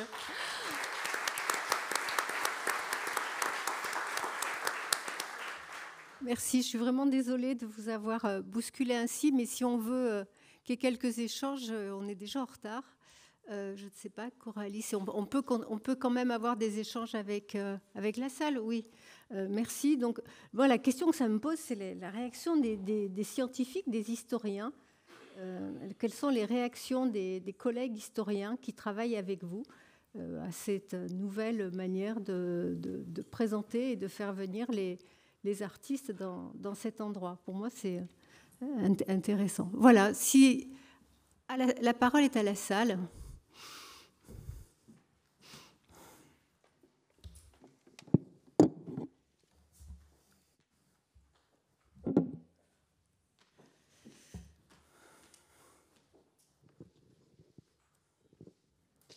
Oui, bonjour. J'avais une question pour Urte suite à son exposé aussi.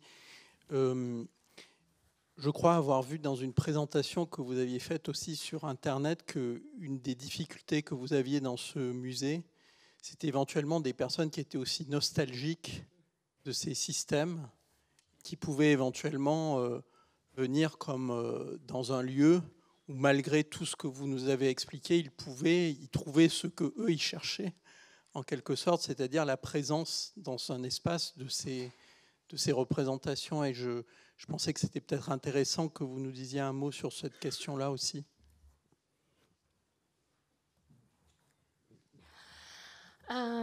Yes, I have that problem. Sometimes people come and take the pictures, but I'm not there to teach them or to lecture them and to prohibit any thought they have.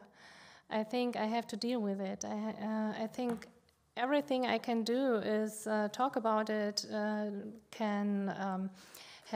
be here and talk about it, or talk about it inside our museum, have our guided tours and some special events. But I can't.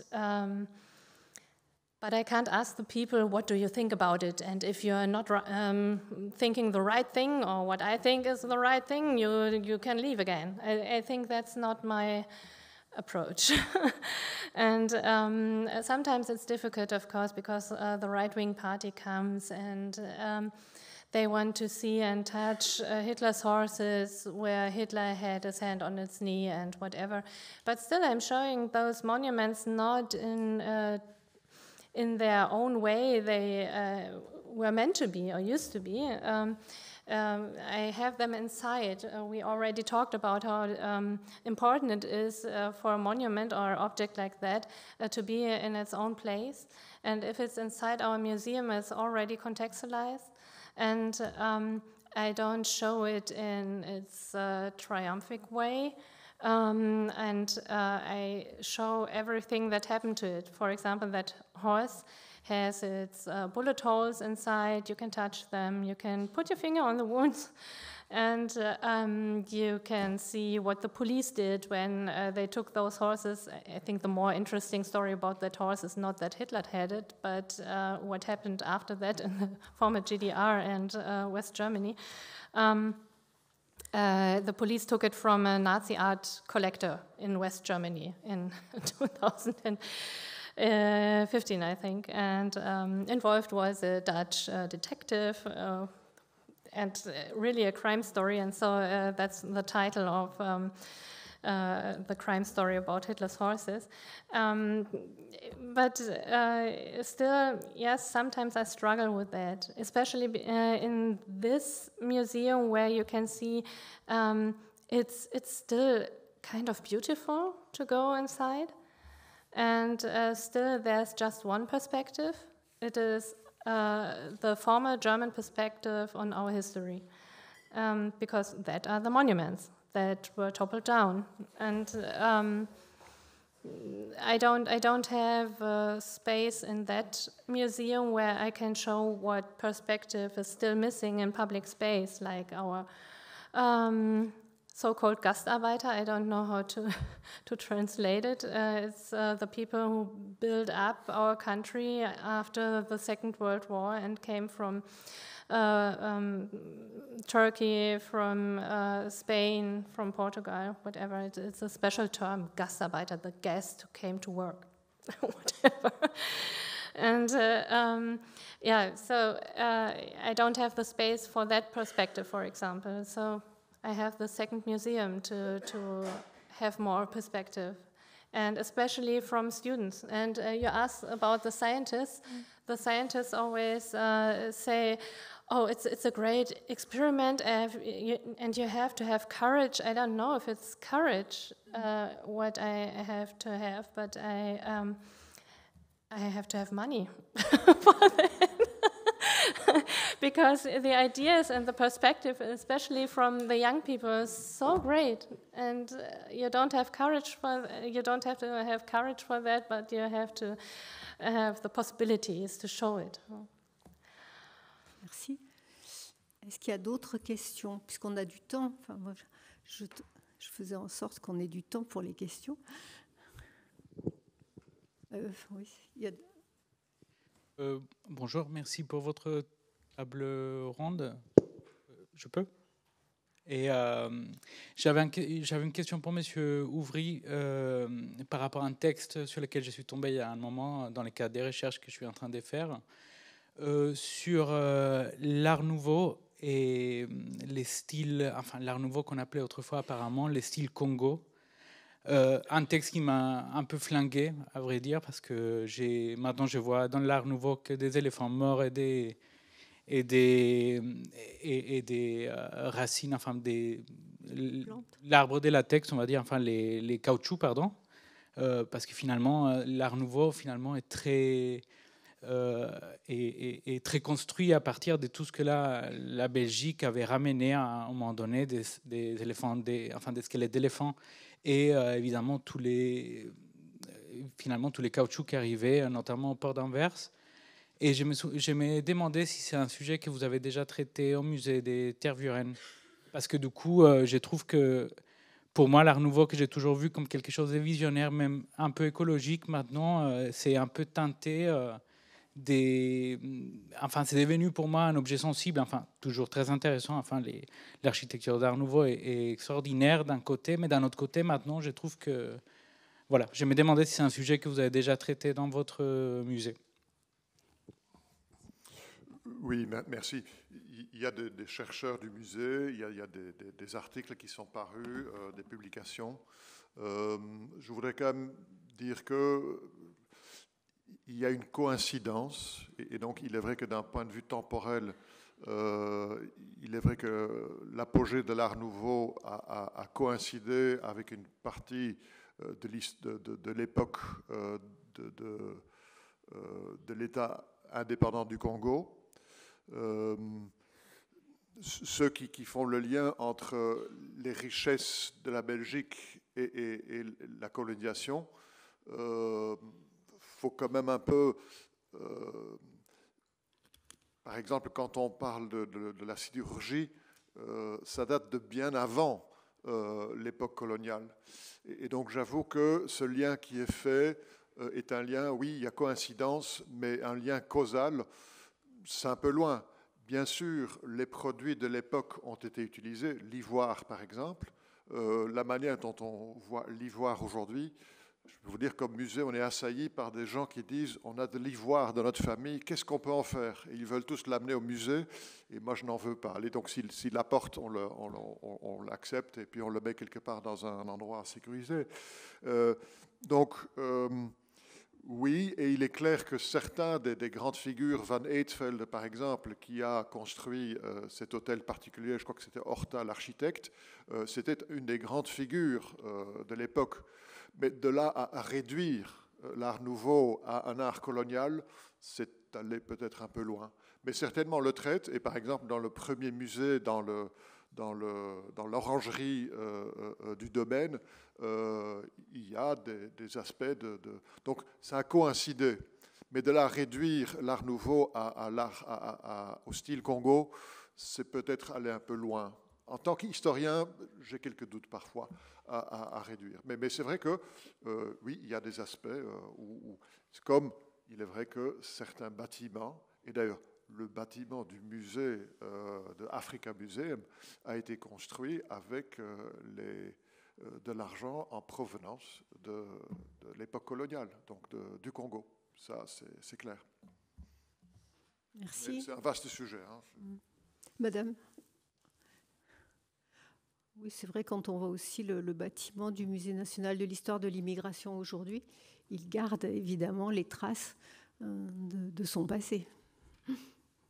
Oui, j'avais en fait une question sur la façon en fait dont vous faites attention et vous prenez en compte votre public. En fait, dans les trois, enfin dans l'exposé de chacun d'entre vous, en fait, je crois enfin qu'il y a des différences. Je voulais savoir donc.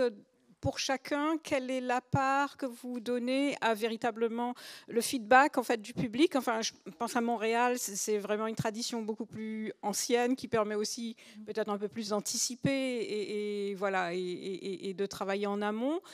Mais justement, par exemple, pour Tervuren, enfin,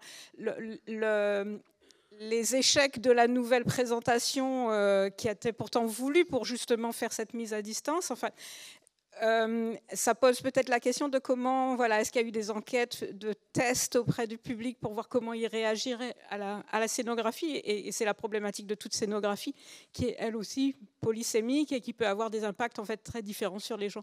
Donc je voulais excusez-moi. Je voulais savoir, voilà, comment aussi, voilà, à Spandau aussi, comment vous arrivez, enfin, est-ce que vous avez les moyens déjà de mettre en place vraiment de vraies enquêtes qualitatives sur le public et comment vous en tenez compte ensuite dans le projet ultérieur? Nathalie, peut-être? Oui, Dominique. C'est vrai qu'à Montréal, donc, moi j'ai appris énormément donc, en vivant, et je dois dire que la richesse donc, du Québec, c'est pour ça que je suis une ambassadrice convaincue, c'est qu'on est vraiment constamment entre plusieurs mondes, donc plusieurs mondes intellectuels. Donc il y a le Québec francophone, il y a la France, donc il y a le Canada anglophone, il y a les États-Unis, donc il y a aussi une terre d'immigration, ce qui fait qu'on est constamment donc, entre plusieurs continents de pensée. Les Caraïbes qui ne sont pas loin, donc le Québec qui se voit à la fois comme ayant été colonisé, mais en même temps donc qui maintenant avec les Premières Nations se retrouve avec une autre histoire. Donc il y a une complexité qui est extrêmement dynamique du point de vue de la réflexion. Je dirais que c'est vrai que quand on parle d'images sensibles, et là je reviens aux neurosciences, donc en fait quand vous avez donc une image, l'image existe dans le regard. Comme disait donc Oscar Wilde, la beauté existe dans les yeux de celui qui le regarde. Donc en fait, l'image, c'est donc la surface sensible de votre rétine qui va donc faire réagir des connexions neuronales à une vitesse de 430 km/h. Je ne sais pas si vous imaginez. Vitesse de 430 km/h.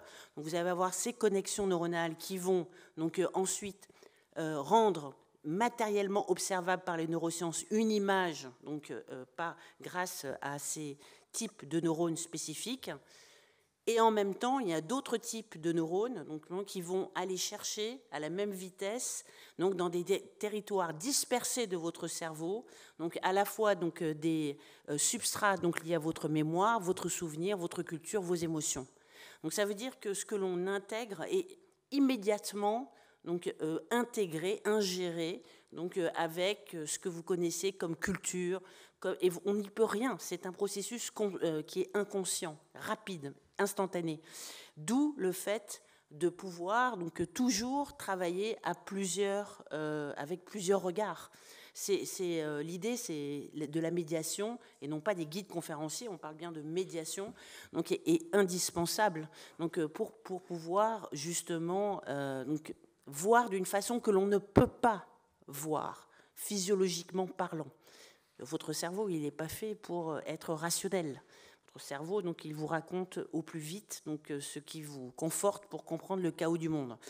Non, je reviens à cette humilité principielle, comme dirait Lévi-Strauss, parce que donc, elle est essentielle pour justement donc, ouvrir les regards et les compréhensions vers donc, ce que peut être un objet sensible, qui peut l'être pour l'un, mais pas pour l'autre. Oui, cette question des neurosciences, certes, c'est une réalité, mais il n'empêche qu'on voit très bien dans les études de public que s'est construit petit à petit ces dernières années un esprit critique des visiteurs, c'est-à-dire on regarde l'image, on l'aperçoit, on l'interprète, puis derrière, il va y avoir une interprétation au carré de ce qu'on a interprété. Et on a aujourd'hui, justement, dans les enquêtes qu'on fait de manière approfondie, où on laisse parler les gens longtemps, ça émerge. C'est-à-dire, d'abord, j'ai cru comprendre qu'on me disait ça, mais non, je ne veux pas qu'on me dise ça. Et donc, le visiteur, in fine, il décide aussi de ce que l'image va lui dire et de ce qu'il veut en faire. Ça reste, je crois, quelque chose de très, très fort en ce moment. Oui, c'est très juste. On est donc maintenant ce que l'on donne à dire et à voir dans les institutions n'est plus pris pour argent comptant. Hein, donc il y a aussi donc non plus une taxinomie, une verticalité des savoirs, mais donc une horizontalité qui fait en sorte que on travaille de manière beaucoup plus donc transversale. Et tant mieux. Peut-être, Ourt, vous avez envie de répondre à la question des études de public. Est-ce qu'il y en a à la Citadelle? Yes, we have some by a student for European history and dissonant heritage from India. It's really interesting to have the study from another country or another continent on our museum, and but not much more. I think that could be a study, yes, for a university, because, as I mentioned, I don't have enough money to pay people to have really good studies about our museum. We have several museums on the Citadel. But still, there is something about what was already mentioned, that most people at our museum, if they talk about the possibility to touch their history. I think it could be very interesting to have a research together with scientists for the brain, I don't know. Yes, as neurology. But also with, especially with people who don't speak German and just touch another history inside our museum. That would be great to have, but we don't have. But that study of that student, she is still writing on her thesis, but I think it will be published I hope in August or September. So. Merci. Une dernière réaction. Quelque part, nous sommes dans le grand écart. Nous avons un public, et c'est un des succès du nouveau musée, c'est que nous savons que beaucoup d'afro-descendants aujourd'hui visitent le musée. Ils sont très présents dans le musée, c'est un succès. En même temps, je tiens beaucoup aussi à passer mon message à tous ces Belges blancs dont rares sont ceux qui n'ont pas parmi leurs parents quelqu'un qui a été missionnaire, colon, membre des forces publiques ou entrepreneur. Et donc, il faut quelque part être à même de garder dans notre... Et c'est la raison pour laquelle, dans notre autodéfinition, nous nous définissons comme un forum. Il n'y a pas... There is not one single story. Il y a beaucoup de récits. Et il faut essayer de faire capter certains de nos messages, de nos valeurs, à tout notre public. C'est un énorme défi. J'avoue que depuis que je suis arrivé, on a un peu étudié. Ça ne se passe pas trop mal, je dois dire. On n'a pas de grands écarts entre nos différents publics, mais on va encore travailler avec des focus groups pour mieux comprendre. Et puis, on se rend compte aussi, ce qui est très important pour nous, c'est d'avoir dans notre staff des gens qui ont cette sensibilité. J'ai un peu regardé parmi le public. Sociologiquement, je ne sais pas si nous sommes ici dans la moyenne de la société française ou européenne. Ça, c'est un défi pour nous en tant que musée, et je crois que c'est un défi pour tous les musées. Merci. Merci. Je voulais juste évoquer une chose à laquelle on a, pour l'instant, qu'on n'a même pas évoqué du tout. C'est la question de l'intelligence artificielle et de l'arrivée des images traitées par l'intelligence artificielle, par les algorithmes, qui vont justement déferler, qui commencent à déferler dans les musées, dans les réseaux sociaux, qui trafiquent, qui retravaillent les images. Je crois que sur la question de l'image a de longs jours devant elle pour justement travailler sur cette question de l'intelligence artificielle, des avatars, de tout ce qui va changer radicalement notre croyance dans notre légitimation de l'image, la crédibilité dans l'image et donc l'usage de l'image au musée. Je vous remercie beaucoup. L'après-midi est longue. On va parler de récits historiques, mais avant, j'avais pas vu. Oui, je regardais trop au loin. Je ne vais pas prolonger la discussion, mais j'avais une question un peu de curiosité vis-à-vis de Nathalie, quand elle a parlé de cet épisode donc avec Jean-Paul Gould et Jean-Paul Gaultier, pardon. Love is love. Excusez-moi. Et elle a parlé du dialogue. C'est formidable le dialogue, et j'aimerais bien que dans la situation dans laquelle nous sommes, nous, au Musée mémorial du terrorisme, on puisse résoudre tous ces problèmes-là par le dialogue. Malheureusement, ça ne se produira pas ainsi. Je voulais en savoir un peu plus sur ce dialogue, c'est-à-dire, c'est un dialogue, qu'est-ce qui a été au fond discuté, quels ont été les compromis.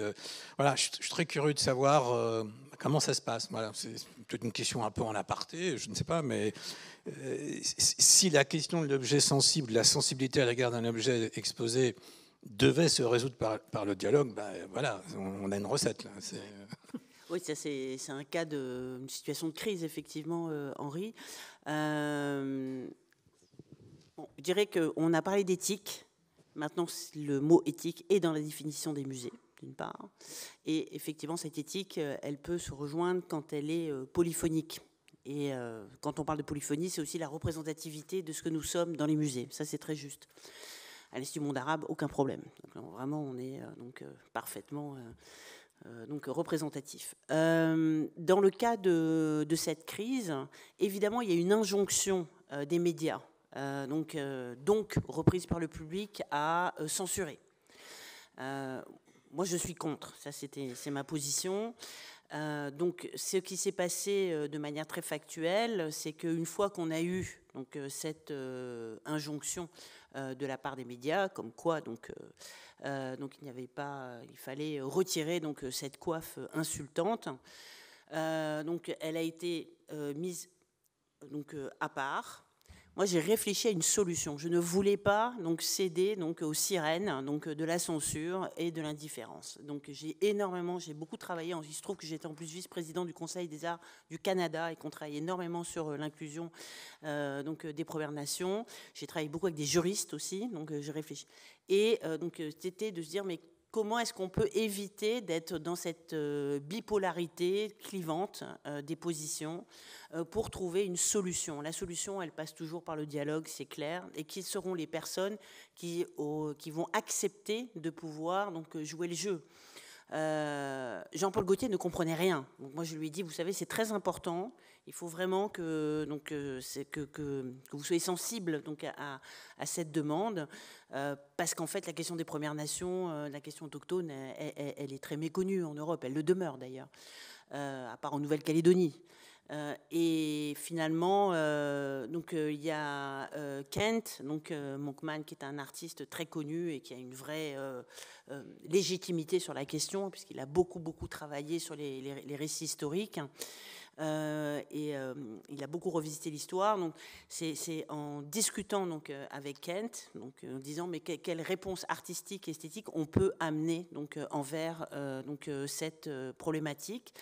Et d'où est venue cette idée du mariage. Donc ça a pris plusieurs mois. Je veux dire, c'est arrivé. Il a fallu imaginer la performance, ensuite la monter, ensuite la présenter. Et je crois que on a dû ça a pris 2 mois pour que ça se fasse. Jean-Paul est revenu, Kent aussi. Et là voilà, on avait apporté une réponse. Et entre-temps, puisque on n'avait pas la réponse immédiate.